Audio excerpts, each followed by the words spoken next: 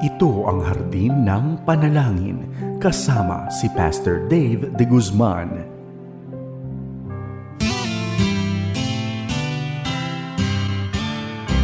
May harding mapananalanginan, doon si Jesus naghihintay.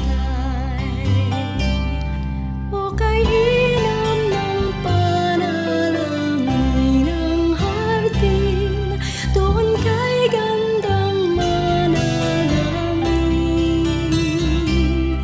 Tayong natulog sa luklukan ng Diyos sa hardin ng pananalangin. Isang magandang araw ng bisperas ng Pasko sa iyo, kaibigan. Kamusta ka na? Bukas ay pagdiriwang natin ang kapanganakan ng ating Panginoong Jesus at naway nasa mabuti ka pa rin kalagayan, maging ang iyong pamilya sa mga sandaling ito. Kaibigan, tayo ay makararanas ng iba't ibang uri ng pagpapala at kabilang rito ay pagpapalang spiritual sapagkat muli tayong mapapaalalahanan sa banal na salita ng Diyos. Kung halimbawa hindi maganda ang iyong nararanasan sa mga sandaling ito, mamaya sa larangan ng pananalangin na ating gagawin, ay maihahaing mo naman anuman ang iyong damdamin. May mga bagay kang minimiti sa mga sandaling ito, idudulog natin yan. Higit sa lahat, mag-aalay tayo ng pasasalamat. Ngunit bago natin gawin ang mga bagay na nabanggit ko, kaibigan, kapupulutan natin ng magandang paalala ang salita ng Diyos. Kaya halika, samahan mo akong muli dito sa ating programang Hardin ng Panalangin.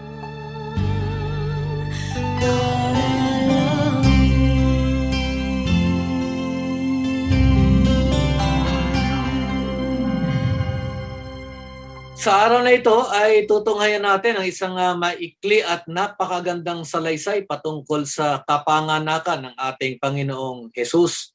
Kapupulutan natin ng magandang aral at paalala, lalong-lalo na yung karanasan ng mga pastol nang sila ay nagkaroon ng kagalakan ng ipanganak ang ating Panginoon. At hindi lamang yon, sila ay ipinahayag nila ang mabuting balita ng kapanganakan ng ating Panginoon. At may aral tayong makukuha sa salaysay na ating tutunghayan sa aklat ni Lucas. Bago natin tunghayan ang isang napakagandang salaysay, tayo muna ay dumulog sa Panginoon at tayo ay manalangin. Dakila naming Diyos, marami pong salamat sa napakagandang pribileyo na kami po ay muling makadudulog sa inyong banal na salita. Kami po ay aalalahanin namin, Panginoon Diyos, at pasasalamatan ka namin sapagkat ipinagkaloob mo ang kaligtasan sa pamamagitan ng pagpapadala ng inyong bugtong na anak na walang iba kung hindi si Jesus. Tanggapin mo ang aming pasasalamat, tanggapin mo ang aming mga papuri sapagkat tunay, Panginoon Diyos, na kami ay inyong kinakalinga at minamahal. At dahil dito, ay ipinadala mo nga ang inyong bugtong na anak. Pagkalooban mo kami ng karunungan at higit sa lahat, ang aming pong mga paalalang makukuha sa inyong salita, ito po ay aming maisapamuhay. Ang aming pasasalamat sa pangalan ni Jesus. Amen.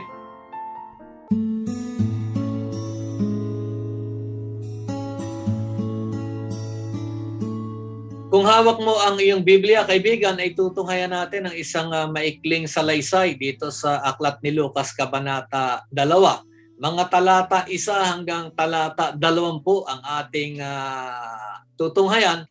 At ito ay akin lamang babasahin at bibigyan lamang kita ng 3 aral dito sa kapanganakan ng ating Panginoon o paalala sa kapanganakan ng ating Panginoon dito sa salaysay sa aklat ni Lucas. Ganito ang ating mababasa. Kung ano man ang translation ng iyong Biblia, pakibuksan mo na lang yan sa aklat ni Lucas, Kabanata 2.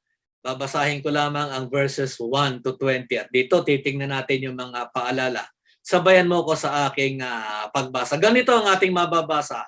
In the book of Luke, chapter 2, verse 1 muna tayo hanggang verse 20. Sabi dito sa talata 1. Nang panahong yaon, iniutos ng Emperador Augusto na magpatala ang lahat ng nasasakupan sa imperyo ng Roma. Ito po ay census.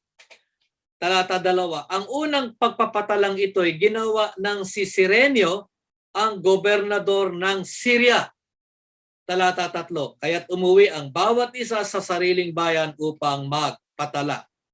Talata 4. Mula sa Nazareth, Galilea, si Jose ay pumunta sa Bethlehem, Judea, ang bayang sinilangan ni Haring David, sapagkat siya'y mula sa angkan at lahi ni David. Talata 5. Kasama niyang umuwi nang magpatala rin si Maria na kanyang magiging asawa na nooy kagampan. Talata 6. Samantalang naroroon sila, dumating ang oras sa panganganak ni Maria at isinilang niya ang kanyang panganay at ito'y lalaki. Binalot niya ng lampin ang sanggol at inihiga sa isang sabsaban sapagkat wala ng lugar para sa kanila sa bahay panuluyan. Talata 9. Sa lupain ding yaon, talata 8, sa lupain ding yaon ay may mga pastol na nasa parang, nagpupuyat sa pagbabantay ng kanilang mga tupa. Talata 9. Biglang lumitaw sa harapan nila ang isang anghel ng Panginoon at lumaganap sa paligid nila ang nakasisilaw na kaningningan ng Panginoon. Natakot sila ng gayoon na lamang. Ngunit sinabi nila sa kanila ng anghel, "Huwag kayong matakot. Ako ay may dalang mabuting balita para sa inyo na magdudulot ng malaking kagalakan sa lahat ng tao." Talata 11. Sapagkat isinilang ngayon sa bayan ni David ang inyong tagapagligtas, ang Kristong Panginoon.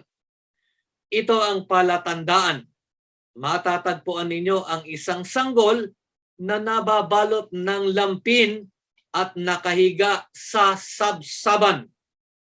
Biglang lumitaw sa tabi ng anghel ang isang malaking hukbo ng kalangitan na nagpupuri sa Diyos. At talata 14, ganito ang sinasabi, "Papuri sa Diyos sa kaitaasan at sa lupa'y kapayapaan sa mga taong kinalulugdan niya."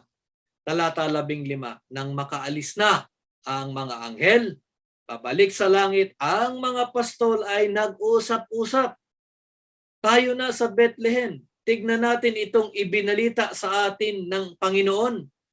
At nagmamadali silang lumakad at nakita nila sina Maria at Jose at ang sanggol na nakahiga sa sabsaban. Talata 17. Kaya't isinaysay nila ang mga sinabi ng anghel tungkol sa sanggol na ito. At nagtaka ang lahat ng nakarinig sa sinabi ng mga pastol. Talata 19. Natanim sa isip ni Maria ang mga bagay na ito at kanyang pinagpulay-bulay. At talata 20. Umalis ang mga pastol na nagpupuri sa Diyos at nagpapahayag ng kanyang kadakilaan dahil sa lahat ng narinig nila at nakita na ayon sa ibinalita sa kanila ng mga anghel. Alam mo kaibigan, napakaganda ng salaysay dito sa aklat ni Lucas. Iba ho kasi ang account sa pagpapahayag ni Lucas sa aklat naman ni Mateo.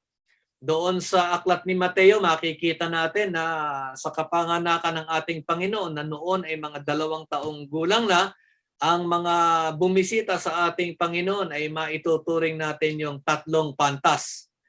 And the Lord Jesus Christ was already a child the time the Magi came to visit Him.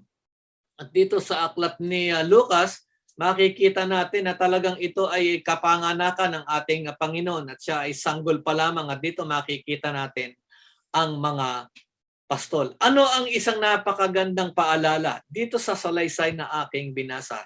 Tandaan natin kaibigan na ang layo ng ating Panginoong Diyos Ama ng kanyang pagpapadala ng kanyang bugtong na anak is to reconcile sinful men to a holy God. Ganun lamang ang dahilan ng ating Panginoon. Of course, maraming dahilan ng ating Panginoon at maraming pagpapala ang nakalaan sa atin. Ngunit higit sa lahat, Ang dahilan ng Panginoon kung bakit ipinadala niya ang kanyang bugtong na anak ay upang ipadama ng ating Panginoong Diyos Ama ang kanyang pag-ibig sa atin. Upang tayo ay kanyang iligtas sa kaparusahan ng kasalanan. At tayo ay kanyang inaanyayahan na makipagniig sa kanya at magkaroon ng relasyon sa ating Panginoon. Ito ang isang napakagandang dahilan o yung talagang main reason why the Lord God sent His only begotten Son to reconcile sinful men to a holy God. Sabi nga dito sa Bagong Tipan, He came to seek and to save that which was lost. At dito, ano ang mga paalala na ating makikita o mga reminders? Dito makikita natin, yung anghel nagpakita siya sa mga pastol. Alam mo kaibigan, yung mga shepherds at that time, sila ay maituturing na social outcast. Yung bang mga hindi kinalulugdan ng lipunan. Bakit? Sapagkat ang tingin nila sa mga pastol, they are unworthy, they are unclean. At kung ituturing mo, sila ay mga pangkaraniwang tao at that time. Pero sila ang nakatanggap ng isang napakagandang balita patungkol sa kapanganakan ng ating Panginoon. At nagkaroon sila ng kagalakan. At dito nga makikita natin, they received the gospel. The gospel with gladness. Makikita natin ang kanilang pagtanggap sa ebanghelyo ng may kagalakan. Ito yung isang napakagandang paalala para sa atin. At alam mo kaibigan, pagka tayo ay pinapahayag natin ng mabuting balita ng kaligtasan at ang isang tao ay tumanggap sa kaligtasan na ating ipinahayag, siya rin ay nagkakaroon ng kagalakan. Kaya ang isang napakagandang paalala para dito sa atin, kaibigan, ang salita ng Diyos, ang audience natin ay to whom it may concern. Ito po yung madalas kong sinasabi. Pag tayo ay nagpapahayag ng salita ng Diyos, ang ating dahilan ay upang magkaroon din ang ating kapwa ng isang relasyon sa ating Panginoon. At ito ay napakagandang paalala para sa atin ang pagpapalaganap ng mabuting balita. Dito, ginamit ng Panginoon ang mga pastol upang ipalaganap ang ibinalita ng anghel at ito nga ay patungkol sa mabuting balita. Ito ay ating tungkulin. Ulitin ko po, ang ating pong audience sa gospel ay ang ating kapwa to whom it may concern. At dito, isa pang napakagandang paalala o aral, pangalawang aral, alam mo kaibigan, ang kapanganakan ng ating Panginoon, ito ay nagdulot ng kapayapaan sa sangkatauhan, maging sa sanlibutan. Jesus' birth brings peace because sabi ko nga po kanina, it was a form of reconciling sinful man to a holy God. At alam mo, pagka ang isang tao ay taimtim na tinanggap si Jesus sa kanyang buhay bilang tagapagligtas at Panginoon, nagkakaroon din siya ng kapayapaan. At dapat tayo ay nagpapasalamat sa ating Panginoon sapagkat meron tayong kapayapaan. Hindi tayo ligtas sa mga pagsubok, tamo ng ating buhay, na maaaring ipahintulot ng Panginoon. Ngunit kung kilala mo si Kristo, ito ay isang napakagandang paalala at paraan upang tayo ay magpasalamat sa ating Panginoon. Mayroon tayong kapayapaan. Ito rin ang dahilan ng pagparito ng ating Panginoong Hesukristo. At dito, isa sa mga aral na ipagkakalob ko sa inyo ngayon, yung third lesson o third reminder dito sa maikling salaysay na ating tinunghayan ay ito nga, yung ating tungkulin, ipahayag ang mabuting balita ng kaligtasan. Hindi lamang yan. Kaibigan, tayo ay magpahayag ng ating kagalakan. Magpahayag tayo ng papuri sa ating Panginoon. Magpahayag tayo ng pasasalamat sapagkat tayo ngayon bilang mga tumanggap sa alok ng kaligtasan, bahagi na tayo ng sambahayan ng Diyos. At dahil dito, tayo ay dapat magpasalamat. Alam mo, pagka inaalala natin ang kapanganakan ng ating Panginoon, if there is one ingredient in our many prayers that we make known to God, even on Christmas Eve or kahit na araw ng Kapaskuhan na ating ipinagdiriwang, alam mo yung dalawang kataga lamang ay napaka-meaningful na nun. At ito ay ang katagang maraming salamat o kaya ay thank you. At ito ay paalala para sa atin kaibigan sa araw ng Kapaskuhan. marami tayong dahilan upang tayo ay magpasalamat sa ating Panginoon. At higit sa lahat, marami rin tayong dahilan upang hangarin natin ang kapayapaan at ang maging magandang pakikitungo natin sa ating kapwa ngayong araw ng Kapaskuhan. Tandaan natin, at ito ay madalas nating naririnig, Christ is the reason for the season. Maligayang Pasko sa ating lahat.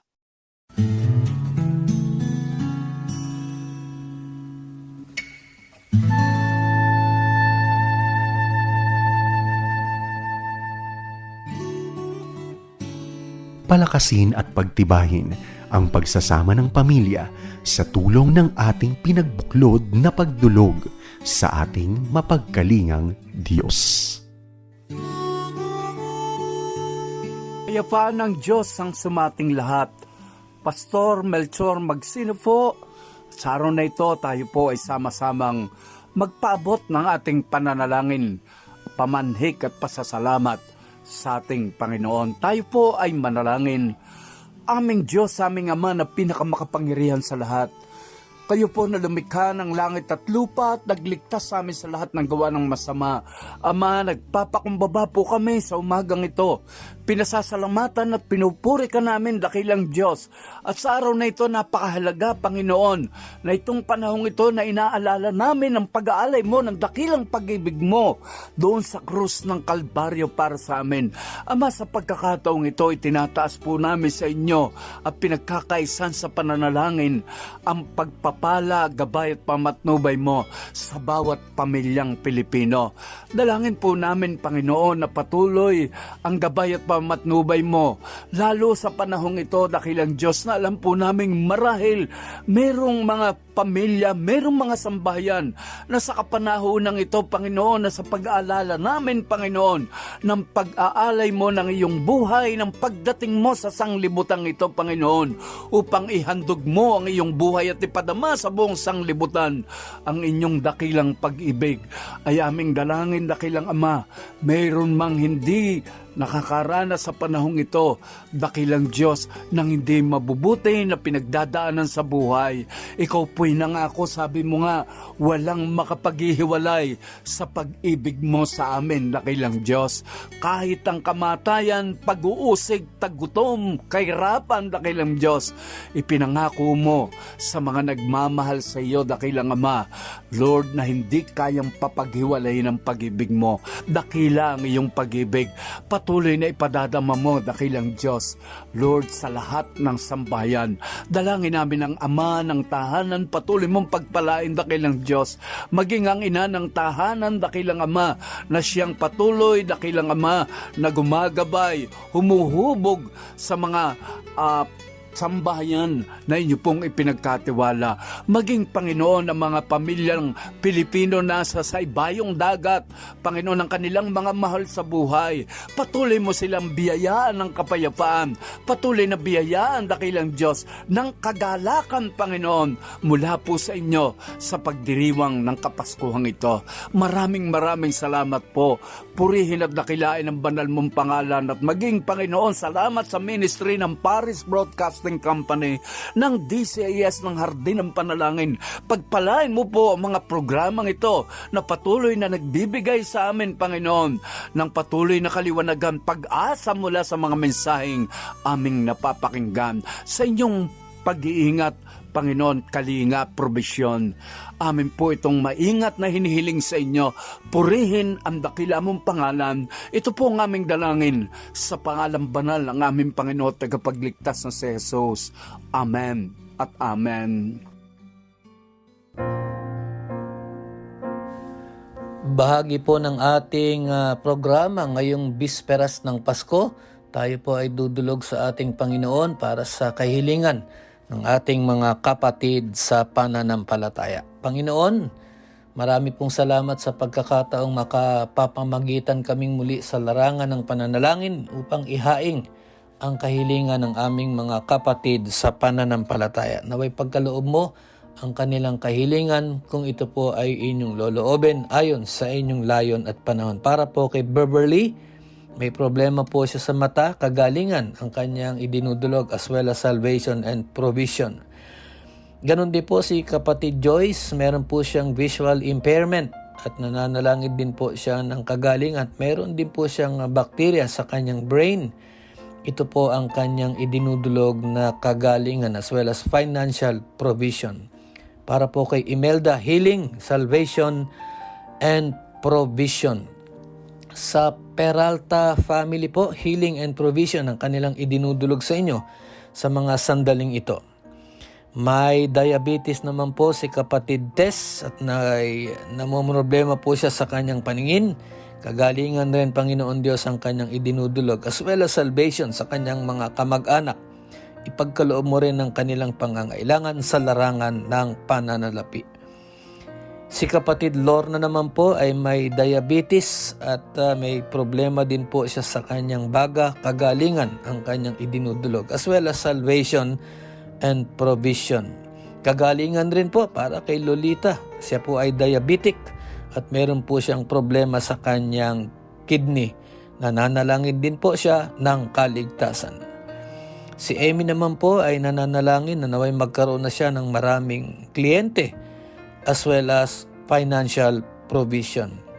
Si Marina naman po dumudulog sa inyo na naway lumago ang kanyang negosyo. Para po kay Agnes, subsidy ang negosyo at nangangailangan rin po siya sa inyo ng pangangailangan sa larangan ng pananalapi. Ipagkaloob mo ang idinudlog ni kapatid Agnes.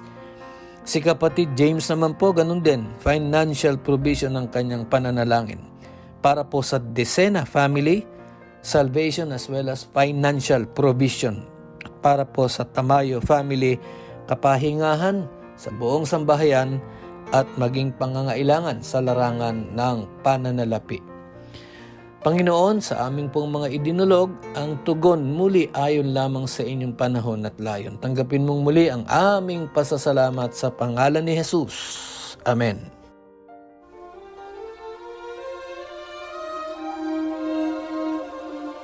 Isang napakagandang paalala patungkol sa dahilan ng kapanganakan ng ating Panginoon at napakagandang paalala ang ating tinunghayan sa ating pag-aaral ng salita ng Diyos. Tayo ngayon ay magpapasalamat sapagkat tayo ay may kaligtasan. Tumugon tayo sa paanyaya sa tawag ng kaligtasan o buhay na walang hanggan at ito ay isang dahilan upang kaibigan, hindi lamang sa pagdiriwang ng araw ng kapanganakan ng ating pasasalamat sa ating Panginoon, ngunit kapag ginugunita natin ang ating kalagayan sa harap ng isang banal na Diyos, walang dahilan upang hindi tayo mag-alay ng pasasalamat sa ating Panginoon. At yan ang ating gagawin sa araw na ito.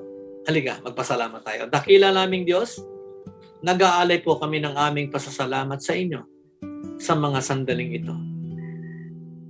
Maraming salamat, Panginoon Diyos, sapagkat pinagkalooban mo kami ng kaligtasan sa pamamagitan ng pagpaparito o sa inyong pagpapadala ng inyong bugtong na anak na walang iba kundi si Kristo Jesus.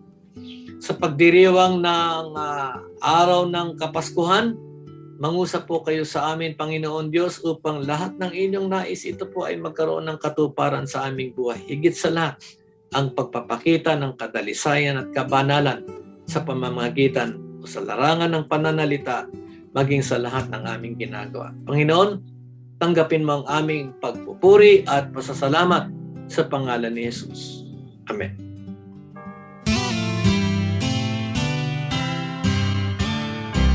May harding mapananalangin. Kaibigan, bukas ako ay muling nag-aanyaya sa iyo upang ako ay iyong samahan dito sa ating programang Hardin ng Panalangin. Maganda ang aral, maganda ang paalala, kaya't bukas inaanyayahan kita na ako ay iyong muling samahan dito sa ating programang Hardin ng Panalangin. Tandaan mo, huwag mong kalilimutan, simulan mo ang araw sa panalangin puspos at ito ay magtatapos na pinupuri mo ang Panginoong Diyos. Ako po, si Pastor Dave de Guzman. O kay sarap